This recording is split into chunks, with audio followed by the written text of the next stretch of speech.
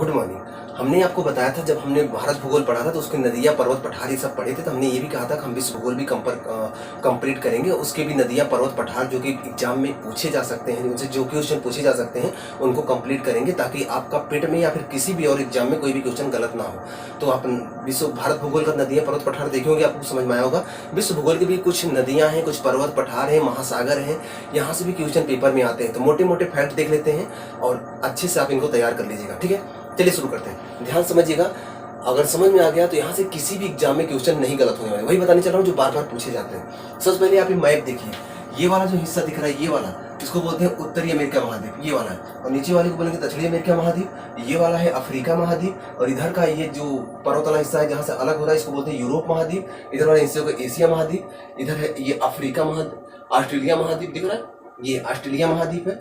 नीचे वाले भाग को अंटार्कटिका बोलते हैं, ऊपर वाले भाग को आर्कटिक। जो ध्रुवीय क्षेत्र, अगर आप ग्लोब देखोगे तो ऊपर भी बर्फ दिखाता है, नीचे भी बर्फ दिखाता है। ऊपर वाले को आर्कटिक बोलेंगे, नीचे वाले को अंटार्कटिका बोलेंगे। ठीक है, याद रहेगा। अब इनसे ही हम मोटे मोटे क्वेश्चन समझेंगे।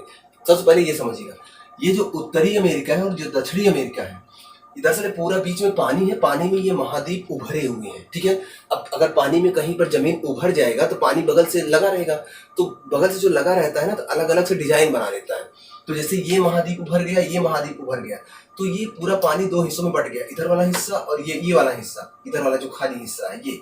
तो ये दिख रहा है, ये दोनों महाद्वीप, इधर खाली हिस्सा है। अगर मैप देखोगे तो ये पानी नीला दिखा रहा है, यहाँ पानी है और यहाँ भी पानी है, दिख रहा है, यहाँ भी पानी है। और ये इधर खाली पानी है, इधर इसके पीछे भी पानी है, क्योंकि अगर इसको मोड़ देंगे तो ग्लोब बन जाएगा, ये वाला हिस्सा इधर आ जाएगा। ठीक है, तो गोला हो जाएगा। तो इसका मतलब क्या है कि पूरा एकदम फैलाया गया है। अगर ये दोनों उभर आए तो यहाँ दो महासागर बन गए। एक इधर वाला जो है इसे बोला गया प्रशांत महासागर, और ये वाला जो महासागर है, ये वाला, इसको बोला गया अटलांटिक महासागर। अटलांटिक महासागर, पहले लोग इसमें बहुत भ्रमण करते थे और उनको अच्छे से रास्ता नहीं दिखाई देता था, इसलिए इसे अंध महासागर भी कहते हैं। याद रहेगा। उसके बाद भारत वाला क्षेत्र, ये भारत है, ये श्रीलंका है, इसके नीचे ये जो महासागर बना है, इस महासागर का नाम है हिंद महासागर। याद रहेगा। और ये जो इधर प्रशांत महासागर है ना, अगर इसको मोड़ दोगे तो इधर ये इधर से वाला हिस्सा जो है ना, पृथ्वी क्या गोल है ना, अगर इसको गोल करो, ऐसे मोड़ कर दो तो गोल बन जाएगा। गोल बन जाएगा तो ये वाला हिस्सा जो है यहाँ आ जाएगा ना, यहाँ ये ऐसे मोड़ोगे तो ये वाला हिस्सा इसमें टच करेगा ना, तो गोल हो जाएगा। तो मतलब ये यहाँ भी प्रशांत महासागर ही है। याद रहेगा ना। तो ये प्रशांत है, ये अटलांटिक है, ये हिंद है, ऊपर आर्कटिक है, नीचे अंटार्कटिका है। याद रहेगा, मोटा मोटा है, याद रखना। अब ये जो महाद्वीप है, जैसे कि महाद्वीप भी मैंने बता दिया, महासागर भी बता दिया।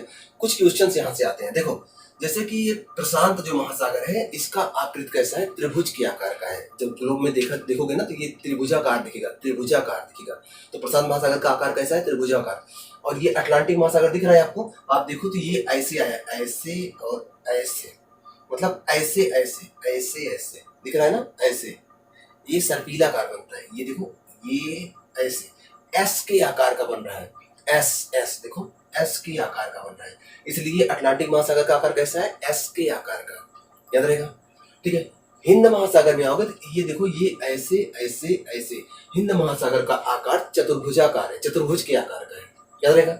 ऊपर आर्कटिक महासागर है, जो कि दिखता नहीं है, छिपा रहता है, क्योंकि गोल है ना, ऊपर पृथ्वी ऊपर गोल है, तो इधर से देखोगे तो गोल वाला हिस्सा नहीं दिखेगा हमको। अब अगर आप ऐसे मुंह करके ऊपर देखोगे तो पृथ्वी पे खड़े होकर, तो ऊपर वाला हिस्सा तो गोल है ना, गोल वाला हिस्सा इतिहास नहीं दिखेगा। गोल वाला हिस्सा दिखने के लिए आपको ऊपर जाना पड़ेगा, ऊपर से देखोगे तब दिखेगा, तो छिपा रहता है। इसलिए क्या बोलते हैं, ऊपर वाले हिस्से को, मतलब आर्कटिक महासागर को छिपता हुआ महासागर। ये अलग अलग नाम है, याद रखिएगा, पेपर में पूछे जाते हैं। ठीक है, अगर पूछे जाए इनमें सबसे बड़ा कौन सा है, तो सबसे बड़ा प्रशांत महासागर है, उसके बाद हिंद, ये अटलांटिक महासागर है, उसके बाद हिंद महासागर है, तब जाकर इसका नंबर लगता है आर्कटिक का। इतना याद रहेगा, याद रखना, ऐसे पेपर में पूछे जाते हैं। अब हम एक एक महाद्वीप के बारे में थोड़ा थोड़ा जानकारी ले लेते हैं, यहाँ से पेपर में क्वेश्चन आते हैं। ये पहला दिख रहे हो, ये है उत्तरी अमेरिका, नॉर्थ अमेरिका महाद्वीप। इस महाद्वीप में इसकी विशेषता बताता हूँ। यहाँ पर पहले कुछ सुन लीजिए, विश्व की सबसे लंबी चोट, पर्वत श्रेणी, सबसे लंबी पर्वत श्रेणी मतलब कई पर्वतों का समूह। जो विश्व की सबसे लंबी पर्वत श्रेणी है वो है एंडीज पर्वत श्रेणी। वो कहाँ है, ये दिख रहा है ना, ये है दक्षिणी अमेरिका महाद्वीप में, ये है, ये विश्व की सबसे लंबी पर्वत श्रेणी है। ठीक है, विश्व की दूसरी सबसे लंबी पर्वत श्रेणी आपको उत्तरी अमेरिका महाद्वीप में मिलेगा, ये वाला, इसका नाम है रॉकी पर्वत श्रेणी।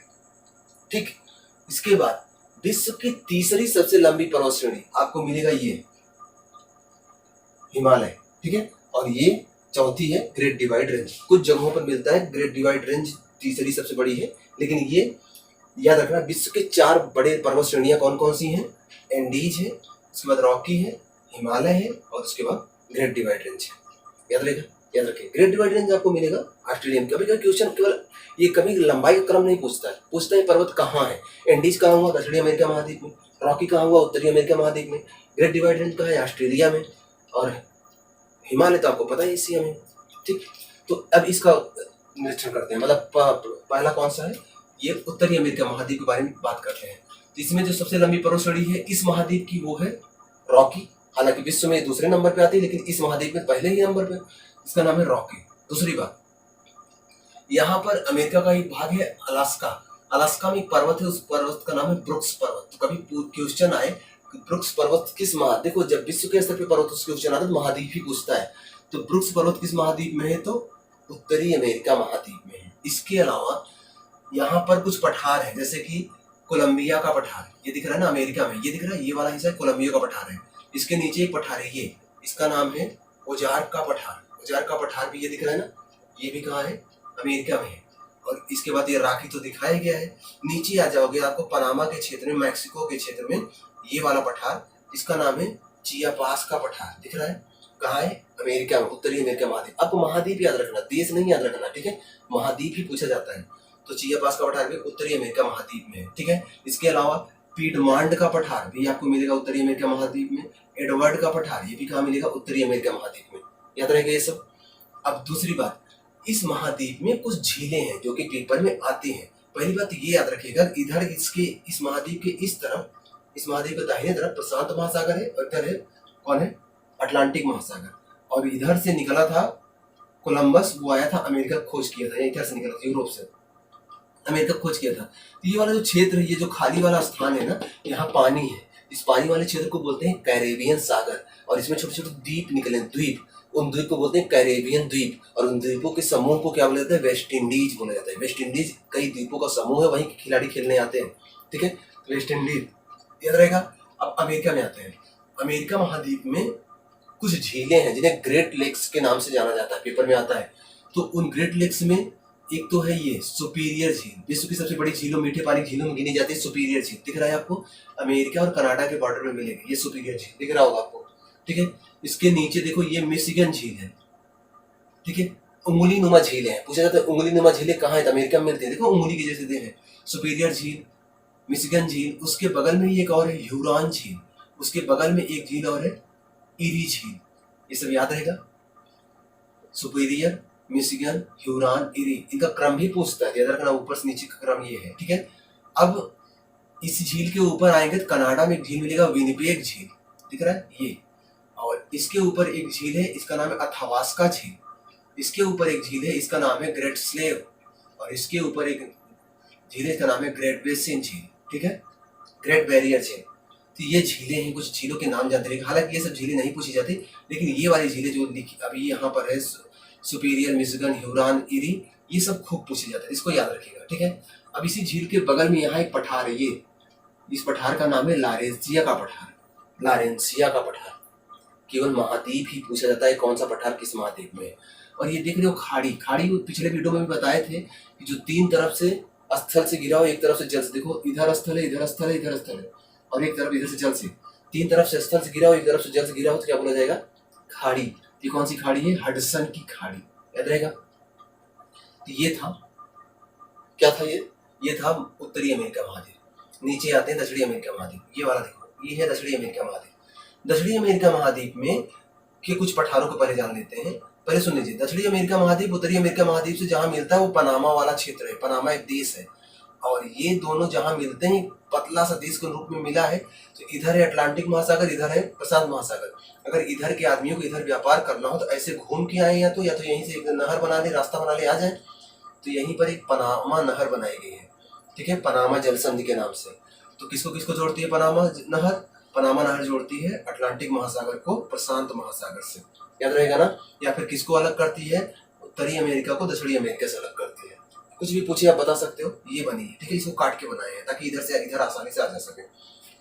अब दक्षिणी अमेरिका महाद्वीप में कुछ पठार है, उनको देख लेते हैं। सबसे पहले गुयाना का पठार।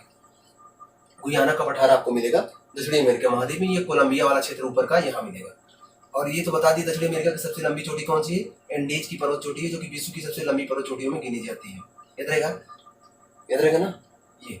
और इसी के बगल में एक पठार है बोलिविया का पठार। यहाँ एक बोलिविया देश भी है, देख रहे हो, बोलिविया का पठार। इसके थोड़ा नीचे आओगे तो एक पठार और मिलेगा, मॉन्टे ग्रासो का पठार। याद रखना है, सब इंपॉर्टेंट है। और इधर आओगे यहाँ पर बगल में तो आपको मिलेगा ये ब्राजील के क्षेत्र में बोरबोरमा का पठार, बोरबोरेमा का पठार, ठीक है। थोड़ा सा और नीचे आओगे ब्राजील में ही ब्राजील का पठार, ठीक है। नीचे आओगे अर्जेंटीना है, अर्जेंटीना के क्षेत्र में जो मिलेगा पेंटागोनिया का पठार। याद रहेगा, नाम मैं बता दे रहा हूँ, एक दो बार देख लोगे, यहाँ से क्वेश्चन आए तो गड़बड़ नहीं होना चाहिए कि कौन सा पठार किस महाद्वीप में, तो आपको पता हो जाना चाहिए। पेंटागोनिया का पठार, ये सब याद रहेगा। कुछ चीजें और बता देता हूँ। ये जो क्षेत्र ये ब्राजील का क्षेत्र है, ठीक है। इस महाद्वीप का सबसे बड़ा देश ब्राजील है। दूसरी बात, पूरे विश्व का सबसे बड़ा जंगल, उसका नाम है अमेजन का जंगल, इसी महाद्वीप में मिलता है। इसी ब्राजील वाले क्षेत्र में मुख्यतः फैला है और जगहों पर भी फैला है। तो इसी महाद्वीप में पूरे विश्व की सबसे चौड़ी नदी और अभी तो सबसे लंबियों में भी गिनी जाती है, उसका नाम है अमेजन नदी। जो ये देख रहे हो ना, ये जो लाइन गई है, ये अमेजन नदी है, यहाँ की याद करके रही है अटलांटिक महासागर में। तो विश्व की सबसे चौड़ी नदी और अभी तो लंबी में भी गिनी जाती है, कौन? अमेजन नदी। और विश्व का सबसे बड़ा वन कौन सा है? विश्व का सबसे विशाल वन, जिसे पृथ्वी का फेफड़ा कहते हैं, कौन सा वन है? अमेजन के वन। अमेजन के वर्षा वन बोला जाता है। याद रहेगा, वर्षा वन क्यों बोलते हैं? क्योंकि बारिश खूब होती है, क्योंकि भूमध्य रेखा ऐसे गई है, ठीक है। भूमध्य रेखा क्षेत्र में बारिश खूब होती, जानते हो, क्योंकि सूर्य वहां लगभग 6 महीने रहता है। तो ये रहा दक्षिणी अमेरिका। दक्षिणी अमेरिका के दोनों तरफ कौन कौन से महासागर है? इधर प्रशांत महासागर है, इधर अटलांटिक महासागर है। दक्षिण अमेरिका का महाद्वीप का एक देश है जो किनारे ऐसे यहाँ पर ऐसे, उसका नाम है चिली। चिली तांबा उत्पादन के लिए विश्व प्रसिद्ध है, ठीक है। और यहाँ उत्तरी अमेरिका का देश है जो यहाँ पर है, इसका नाम है मैक्सिको। मैक्सिको चांदी उत्पादन के लिए बहुत प्रसिद्ध है, विश्व प्रसिद्ध है, याद रखिएगा। इधर आते हैं अफ्रीका महाद्वीप में। ये वाला पार्ट देख रहे हो, ये पूरा ये अफ्रीका महाद्वीप है, ठीक है। अफ्रीका महाद्वीप में यहाँ पर आपको मिलेगा सहारा मरुस्थल। उत्तरी अफ्रीका महाद्वीप में मिलेगा सहारा मरुस्थल, विश्व का सबसे बड़ा मरुस्थल, सहारा मरुस्थल, ठीक है। और कुछ पठार मिलेंगे, जैसे तासिली का पठार उत्तरी अफ्रीका महाद्वीप में, अदामावा का पठार उत्तरी अफ्रीका महाद्वीप में, लीबिया का पठार भी आपको अफ्रीका महाद्वीप में मिलेगा, बाई का पठार भी आपको अफ्रीका महाद्वीप में मिलेगा, कतंगा का पठार आपको करवाए थे क्वेश्चन में, याद होगा, तो वो भी आपको अफ्रीका महाद्वीप में मिलेगा। इसके अलावा नामी मरुस्थल मोस्ट इंपॉर्टेंट है, ये भी आपको अफ्रीका महाद्वीप में मिलेगा, नामी मरुस्थल। दक्षिण अफ्रीका वाले क्षेत्र में जाओगे जहाँ पर हीरे की खुदाई भी खूब होती है, वहाँ एक पर्वत है ड्रेकन्सबर्ग पर्वत, मोस्ट इंपॉर्टेंट है, याद रखिएगा। अफ्रीका महाद्वीप के दक्षिणी पार्ट में दक्षिण अफ्रीका के क्षेत्र में मिलता है कौन सा पर्वत? ड्रेकन्सबर्ग पर्वत। और इसी पर्वत के आसपास से हीरे की खुदाई भी खूब होती है, याद रखना। अब ये अफ्रीका महाद्वीप और इधर बीच में ये है, इधर ये है मेडागास्कर और अफ्रीका महाद्वीप के क्षेत्र में इधर एक देश है, इसका नाम है मोजाम्बिक देश। मोजाम्बिक देश और मेडागास्कर के बीच में जो ये पानी वाला क्षेत्र, इसे बोलते हैं मोजाम्बिक चैनल, याद रहेगा। थोड़ा सा ऊपर आएंगे तो आपको एक नदी गई है, ये देख रहे हो, ये तिरछी मिर्ची, ये नदी गई है, ये देख रहे हो, आके कहाँ गिरी है? ये वाला देख रहे हो, ये क्या है? ये है भूमध्य सागर। और ये जो इसमें देश निकला है, इस देश का नाम है इटली, ठीक है। ये भूमध्य सागर है और ये क्या है? लाल सागर है, ठीक है, रेड सी। और ये मेडिटेरियन सी। तो भूमध्य सागर को लाल सागर से जो नहर जोड़ती है, उस नहर का नाम है स्वेज नहर, याद रहे, दिख रहा है ना। ये है भूमध्य सागर, ये है लाल सागर। लाल सागर को भूमध्य सागर से जिस नहर को द्वारा जोड़ा जाता है, उस नहर का नाम है स्वेज नहर। और इधर जो खाड़ी है, इसका नाम है अदन की खाड़ी, ठीक है, याद रखना। अब इधर आते हैं, ये एक नदी निकली है इधर के क्षेत्र से और ऐसे जाकर आके गिरती है भूमध्य सागर में। तो इस नदी का नाम है नील नदी। अभी तक इसे विश्व के सबसे लंबे नदियों में गिना जाता है, लेकिन वास्तव में अभी स्थिति ये अमेजन की नदी विश्व की सबसे लंबी नदी में आ गई है। तो नील नदी अभी तक पेपर में देता है, अभी तक किताबों में वही छपा है, तो उसको यहाँ पढ़ते हैं हम। नील नदी विश्व की सबसे लंबी नदी है, जो कि यहाँ से निकलती है, दक्षिण अफ्रीका दक्षिणी क्षेत्र से निकल के आगे भूमध्य सागर में गिरती है। यहाँ एक भ्रंश बना है, विश्व का सबसे बड़ा भ्रंश कहाँ है? इसी अफ्रीका महाद्वीप में है, और इसी भ्रंश में ये नील नदी बहती है, याद रहेगा ना। दूसरी बात, इस नदी में जो पानी आता है कुछ झीलों से आता है, जो इसके बगल में स्थित है। झीलों के नाम समझ लीजिए, एक झील का नाम है न्यासा झील, एक झील का नाम है टंगानिका झील, और एक झील का नाम है विक्टोरिया झील। ये सब नाम सुने हो गया। इन झीलों का पानी इसी नदी में जाता है, और इस नदी का पानी जाकर किसमें गिरता है? भूमध्य सागर में, ठीक है। भूमध्य सागर में एक देश है जो 3 तरफ से घिरा है, इस देश का नाम है इटली, ठीक है, याद रहेगा। इटली पर भी एक छोटा सा देश है वेटिकन सिटी, जहाँ पर केवल पोप रहते हैं, चर्च है केवल चर्च रहता है, चर्च लोग रहते, धार्मिक लोग रहते हैं। वेटिकन सिटी विश्व का सबसे छोटा देश गिना जाता है, इटली पर ही है। तो ये रहा दक्षिण अफ्रीका महाद्वीप, याद रहेगा। दक्षिण अफ्रीका महाद्वीप का ये वाला क्षेत्र देख रहे हो, ये वाला, यहाँ पर गिनी का तट बोला जाता है इसे, ठीक है। गिनी के तट पर ही ये इधर से जीरो अंश जो खींचते हैं हम अक्षांश वाला, और देशांतर वाला जीरो अंश आकर यही गिनी के तट पे काटता है, याद रखना, इसको पूछा जाता है, ठीक। ये रहा अफ्रीका महाद्वीप। थोड़ा सा यूरोप महाद्वीप देखते हैं, ये वाला पार्ट देख रहे हो यूरोप महाद्वीप, हालांकि ये पूरा एशिया महाद्वीप जैसा दिख रहा है। तो यहाँ से जिस पर्वत से अलग होता है उस पर्वत का नाम है, दरअसल यहाँ से यहाँ तक रूस है, यहाँ तक। तो रूस को जो पर्वत दो भागों में, तो रूस का कुछ हिस्सा यूरोप में पड़ता है, कुछ हिस्सा एशिया में पड़ता है। तो जो हिस्सा यूरोप में पड़ता है, जो हिस्सा एशिया में पड़ता है, जिस पर्वत के द्वारा बांटते हैं उसे, उस पर्वत का नाम है यूराल पर्वत। क्या याद रहेगा, उस पर्वत का नाम क्या है? यूराल पर्वत। दिख रहा है ना, ये यूराल पर्वत। और दूसरी बात, इसी यूराल पर्वत के नीचे एक पर्वत और भी है, इस पर्वत का नाम है काकेशस पर्वत। कौन सा पर्वत? काकेशस पर्वत, याद रहेगा। रूस में एक पठार है, खासकर फ्रांस के आसपास के क्षेत्र में। इस पठार का नाम है मेसेटा का पठार, मेसेटा का पठार, ठीक है। इसके ऊपर यहाँ एक देश है डेनमार्क, और ये देख रहे हो आप, ये जो है ग्रीनलैंड, विश्व का सबसे बड़ा द्वीप है। क्या नाम है इसका? ग्रीनलैंड। ग्रीनलैंड पे कब्जा किसका है? डेनमार्क का है। यहाँ एक देश है, यहाँ पर जो देश है उसका नाम है डेनमार्क। इस डेनमार्क का कब्जा इस ग्रीनलैंड पे है, ठीक है। और ये विश्व का सबसे बड़ा द्वीप है। तो ग्रीनलैंड के जस्ट बगल में यहाँ पर है एक छोटा सा देश है, क्या नाम है? आइसलैंड। आइसलैंड और ग्रीनलैंड के बीच में जो जलसंधि है, इसका नाम है डेनमार्क जलसंधि, क्योंकि इसमें डेनमार्क का कब्जा है ना, तो उसी के नाम से जानते हैं। और इधर ग्रीनलैंड और कनाडा, इधर कनाडा पड़ेगा ना, कनाडा के बीच में जो जलसंधि है, इसका नाम है डेविस जलसंधि। विश्व की सबसे चौड़ी जलसंधि कौन सी है? डेविस जलसंधि। क्या याद रहेगा? चित्र दिख रहा है ना, इन सबको याद रखना, पेपर में आए तो गड़बड़ ना हो, इतना ध्यान रखना, आपकी जिम्मेदारी है, गड़बड़ नहीं होनी चाहिए, ठीक है। ज्यादा सीरियस होकर बता रहे हैं, सीरियस नहीं होना, हंस के पढ़ना है, खुल के, दिमाग एकदम फ्रेश होना चाहिए, तभी समझ में आएगा। अगर आप बोझिल हो गए ना, उदास हो गए ना, कुछ नहीं समझ में आने वाला, सब दिमाग से निकल जाएगा। इसलिए खुश होकर हंसते हंसते पढ़ा करो, हंसते हंसते, गाना सुने हो, हंसते हंसते कट जाए रास्ते, जिंदगी यूं ही गुजरती रहे, ठीक है। तो जिंदगी को कभी बोझ नहीं बनाना चाहिए, जिंदगी को एंजॉय करना चाहिए। एक ही जीवन मिला है यार, बोझ बना के क्या मिलने वाला है? खुशी खुशी जी लो, जियो और जीने दो, ना तू खुद दुखी रहो ना दूसरे को दुखी रखो। क्या रखा है लड़ाई झगड़े में? आ जाओ, प्यार मोहब्बत से जिंदा रहते हैं, ठीक है। इधर देखो, मिला ये रो।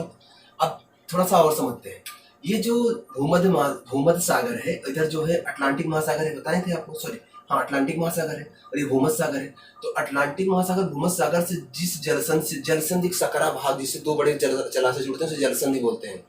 तो जिस जलसंधि से जुड़ते हैं उस जलसंधि का नाम है जिब्राल्टर जलसंधि। कहाँ है? यहाँ दिख रहा है, ये जिब्राल्टर जलसंधि है। भूमध्य सागर को अटलांटिक महासागर से जोड़ता है कौन सा जलसंधि? जिब्राल्टर जलसंधि। इसके ऊपर जो देश है यहाँ पर, इसका नाम है स्पेन, और नीचे जो देश है यहाँ पर अफ्रीका में, इसका नाम है मोरक्को। मोरक्को से एक यात्री आया था, आपको याद होगा सल्तनत काल में, मोरक्को से इब्न बतूता, सुने होंगे आप, यहीं से आया था, मोहम्मद बिन तुगलक के शायद दरबार में आया था, यहीं से गया था, ठीक। तो कौन सी जलसंधि है? जिब्राल्टर जलसंधि। किसके बीच? अटलांटिक महासागर और भूमध्य सागर के बीच में, याद रहेगा। अब आगे बढ़ते हैं, ये इटली के ऊपर यहाँ फ्रांस है और इधर ब्रिटेन है, ब्रिटेन के बगल में यहाँ आयरलैंड है। तो ब्रिटेन और फ्रांस और ब्रिटेन के बीच में एक नदी बहती है, आपको याद होगा, एक चैनल है, उसका नाम है इंग्लिश चैनल, नाम सुने होंगे, तो यही है, ठीक है। आगे बढ़ते हैं, ये दिख रहा है आपको, ये है अरब का प्रायद्वीप। प्रायद्वीप वो होता है जो तीन तरफ से जल से घिरा हो, देखो इधर पानी है, इधर पानी है, इधर पानी है, यहाँ पानी है, लाल सागर वाला। तो तीन तरफ से जल से घिरा हो, एक तरफ से स्थल से लगा हो, तो प्रायद्वीप बोला जाता है। तो ये है अरब का प्रायद्वीप। इसी का सबसे बड़ा देश सऊदी अरब है, और ये अरब का प्रायद्वीप विश्व का सबसे बड़ा प्रायद्वीप है, याद रहेगा। दूसरी बात, ये इधर की जितनी कंट्री है सब तेल वाली कंट्री है, क्योंकि ये तटीय क्षेत्र में है, तटीय क्षेत्रों में तेल खूब निकलता है, याद रखना। तो यहाँ से तेल खूब निकलता है। और आगे बढ़ते हैं, यहीं से ये अलग आया है, तो यहाँ पर भारत का मैप ये बन रहा है, दिख रहा है, इसके नीचे श्रीलंका है, तो भारत में एक पठार है, आप जानते हो इस क्षेत्र को बोलते हैं दक्कन का पठार। भारत का जो दक्षिणी प्रायद्वीप वाला पठार है उसे बोलते हैं दक्कन का पठार। और भारत का वो क्षेत्र जो भारत का रूर कहा जाता है, जहां से सबसे ज्यादा खनिज निकलता है, वो है छोटा नागपुर का पठार, झारखंड के क्षेत्र का। ये वाला क्षेत्र यहाँ दिखाया गया, देखो छोटा नागपुर का पठार। भारत का खनिज संपदा की दृष्टि से सबसे इंपॉर्टेंट पठार है छोटा नागपुर का पठार, याद रहना चाहिए।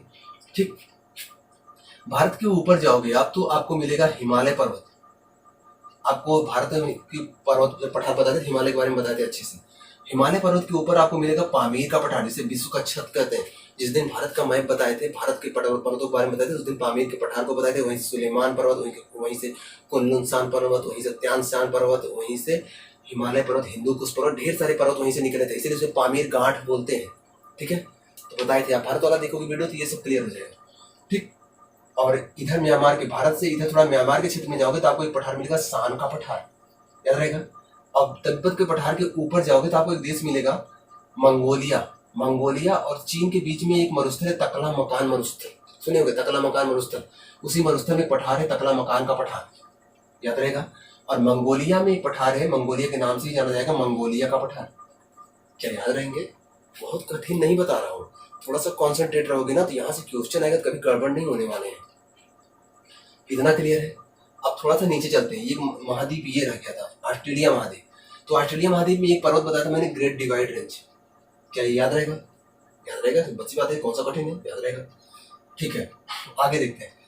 ऑस्ट्रेलिया में एक पठार है किम्बरले का पठार, वहां से सोना निकाला जाता है, किम्बरले पठार से सोना, ऑस्ट्रेलिया में। और ऑस्ट्रेलिया के क्षेत्र में यहाँ दो नदियां बहती हैं, वही नदियां हैं जिसको जो आप प्रेम से किसी को बुलाते हो, डार्लिंग, मर्रे, मर जा रे डार्लिंग। तो यहाँ दो नदियां हैं, मर्रे और डार्लिंग। ठीक है, बड़ी प्यारी प्यारी नदियां हैं। तो इंग्लिश बोलते हैं तो डार्लिंग तो आराम से बोलेंगे ना। तो यहाँ पर मर्रे और डार्लिंग, मर जा रे डार्लिंग, याद रखना, यहीं पर है। अब यहाँ पर कुछ मरुस्थल हैं ऑस्ट्रेलिया में, पेपर में पूछे जाते हैं, उनके नाम देख लो। एक तो आपको मिलेगा तनामी मरुस्थल, ये तनामी मरुस्थल, उसके नीचे मिलेगा सैंडी मरुस्थल, और उसके नीचे मिलेगा विक्टोरिया मरुस्थल, याद रहेगा। तनामी, सैंडी, विक्टोरिया, और भी मरुस्थल हैं दो तीन। ये इसमें विक्टोरिया मरुस्थल मोस्ट इंपॉर्टेंट है, पूछा जाता है। कई मरुस्थल हैं जो इंपॉर्टेंट है, मैं बता दिया, हालांकि बहुत सारे मरुस्थल हैं। ऑस्ट्रेलिया वाला ये वाला क्षेत्र ना, ये पूरा मरुस्थल ही है, इधर के ही क्षेत्र में लोग रहते हैं। और यहीं पर है ग्रेट डिवाइड रेंज, ठीक है, और यहीं पर है ग्रेट बैरियर रीफ। विश्व की सबसे बड़ी प्रवाल भित्ति कहाँ पाई जाती है? ग्रेट बैरियर रीफ के रूप में ऑस्ट्रेलिया में। ऑस्ट्रेलिया की आमदनी का ढेर सारा हिस्सा वहीं पर मिलता है। दरअसल क्या होते हैं रीफ, क्या होते हैं? कोरल रीफ, सुनिए, कोरल रीफ छोटे छोटे जीवाणु होते हैं। कहाँ पर? जैसे छोटे छोटे जीवाणु होते हैं ना, क्या करते हैं, ये कॉलोनी बना के रहते हैं, ऐसे ऐसे ऐसे, दिख रहा है? कॉलोनी मतलब समूह बनाकर। अब ये समुद्र में कहीं समूह बना के रहेंगे और ये इनका शरीर चूना पत्थर का बना रहता है। अब क्या होगा, इनका जीवन 3 से 4-5 दिन का होता है, 4 दिन में मर जाएंगे। तो इनका जो खोल होता है, घोंघा देखियो ना, घोंघा का खोल कठोर सा होता है चूना पत्थर का, वैसे इनका खोल होता है। जिस दिन ये मर जाएंगे उस दिन का खोल बेकार हो जाएगा। इनका खोल एक के ऊपर एक का ऊपर एक ऐसे बना रहेगा, पड़ा रहेगा, कठोर हो जाएगा। तो क्या बन जाएगा? चट्टान बन जाएगा। और जब चट्टान बन जाएगा तो उसमें खोल है तो जगह जगह उसमें सांस रहता है, साथ में छोटी छोटी मछलियां जाकर छिपी रहती हैं, क्योंकि बड़ी मछलियां उन्हें खा जाएंगी, इसलिए उसमें छोटी मछलियां छिपी रहती हैं। तो ये जो बैरियर रीफ होते हैं, जो कोरल भित्तियां होती हैं, चमकीली होती हैं, प्लस उसमें चमकीली चमकीली मछलियां छिपी रहती है, देखने में बड़ा आकर्षक लगता है। इसलिए लोग अंदर गोताखोरी करने जाते हैं और जाकर वहां पर मछलियों को देखते हैं, आनंद उठाते हैं। तो ऑस्ट्रेलिया में बहुत लोग जाते हैं अंदर गोताखोरी करने और दूरबीन लगाकर जाकर वहां पर देखते रहते हैं कि मछलियां कितने चमक रही हैं, कोरल रीफ कितना चमक रहा है, बड़ा सुंदर दिखता है। एक अक्षय कुमार की मूवी आई थी ब्लू, अगर आप ब्लू मूवी देखे होगे ना तो उसमें ढेर सारा हिस्सा उसी ऑस्ट्रेलिया के कोरल रीफ वाले क्षेत्र में ही दिखाया गया। आप यूट्यूब पे डालोगे तो ब्लू मूवी के सीन या फिर ब्लू मूवी पूरा मिल जाएगी आपको यूट्यूब पर। आप देखोगे उसमें जितना भी पानी वाला सीन है सब उसी कोरल रीफ के क्षेत्र के आसपास का क्षेत्र है। देखो इतना चमकीला, इतना अद्भुत लगता है, लगता है जैसे स्वर्ग में आ गए, ठीक है, भगवान इंद्र के पास। तो ऑस्ट्रेलिया की आमदनी का ढेर सारा हिस्सा वहीं से मिलता है। और ऑस्ट्रेलिया के ढेर सारे जो क्रिकेट के मैदान है, एडिलेड हुआ, तो वो यहीं पर है, ठीक है, उत्तरी और पूर्वी अफ्रीका ऑस्ट्रेलिया के क्षेत्र में। और ऑस्ट्रेलिया के नीचे एक देश है, यहाँ पर नाम सुनोगे, न्यूजीलैंड, यहीं पर है, ठीक। ये हो गया। यहाँ पर आपको मिल जाएगा ये यहाँ पर आपको मिल जाएगा। क्या नाम है इस देश का? यहाँ पर जो देश है उस देश का नाम है, क्या नाम है? जापान। उगते हुए सूर्य का देश बोलते हैं जापान। ठीक है, याद रखिएगा। जापान में ही 1945 में हिरोशिमा और नागासाकी पे 2 बम गिराया था अमेरिका ने, लिटिल बॉय और फैट मैन के नाम से। 6 और 9 तारीख को 1945 में लिटिल बॉय और फैट मैन के नाम से हिरोशिमा और नागासाकी पे 2 बम गिराए थे, परमाणु परीक्षण के तौर पे गिरा दिया। करोड़ों लोग भाप बन के उड़ गए। एक होता है कि आप जलो राख हो जाओ तब आप भाप बनो, ऐसा नहीं है। इतनी ज्यादा गर्मी आएगी तुरंत भाप, जैसे आप गर्म तवे पे एक बूंद पानी गिराओ तो जलेगा नहीं, उबलेगा नहीं, भाप बन के उड़ जाएगा। इतना ज्यादा गर्मी होता है परमाणु विस्फोट में, शरीर भाप बन के उड़ जाता है। ऐसे लोग, अब आप पता नहीं जिंदगी में अपने दिमाग में कितने सपने सजा के बैठे हो कि ये करेंगे, कल उठेंगे, ये करेंगे, ये करेंगे, पता नहीं कौन परमाणु बम गिराया, सोते सोते ही करोड़ों लोग भाप बन के उड़ गए, सारे सपने उड़ गए, इंसान उड़ गए, सब कुछ खत्म हो गया, कुछ नहीं बचा। ठीक है, ऐसी स्थिति हो जाती है परमाणु हमले में।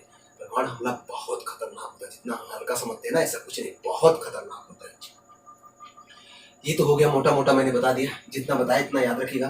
कुछ चीजें और बता रहा हूँ, इसको सुन लीजिएगा। कि जो सभी महाद्वीप है, जो पर्वत पठार आप मोटा मोटा देखे हो, अगर कभी पूछा जाए कि बताइए कि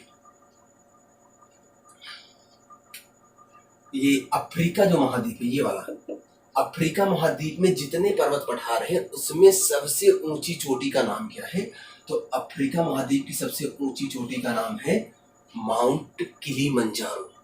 किलीमंजारो, रोबोट मूवी का गाना था ना, किलीमंजारो।